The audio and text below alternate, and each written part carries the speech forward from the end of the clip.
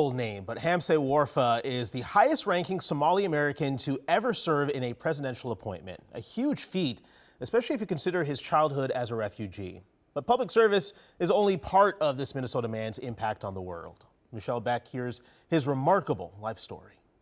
Politics is a huge part of Hamza Warfa's life. His appointment under President Biden has ended, and the 45-year-old is now a surrogate for the Harris-Walz campaign. In fact, Warfa is rare in that he's worked for both Harris and Walz.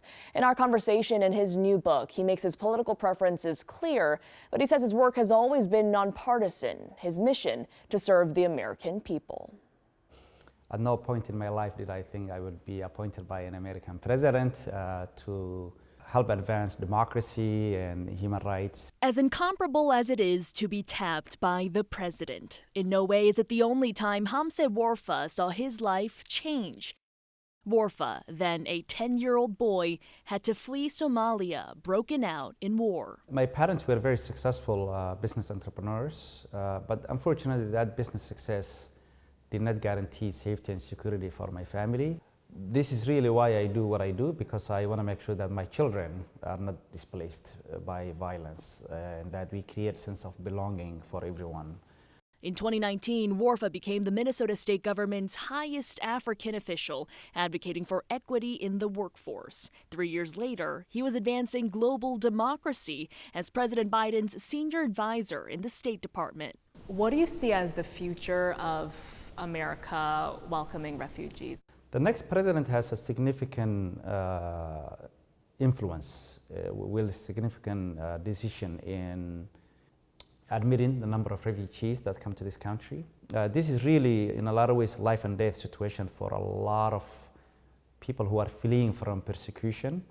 You have a new book out called A Transformational Leader. With the election so close now, what kind of leadership do we need in the White House? We need leadership that represents inclusive America, the true America that is diverse, that lives to its ideals of an America that leads the world, not dominates the world, leads the world. Besides public service, Warfa has taken up entrepreneurship. We want to make sure that we reach 100 million people who have access to the global economy.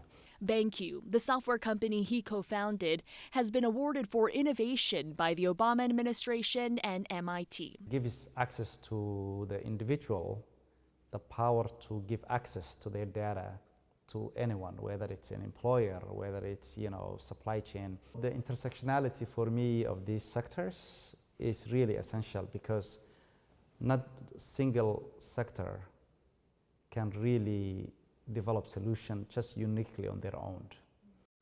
Yeah, he has such an amazing story, and there's a lot more to that conversation. So if you want to see the extended interview that Michelle did there, you can find it on our website, KARE11.com.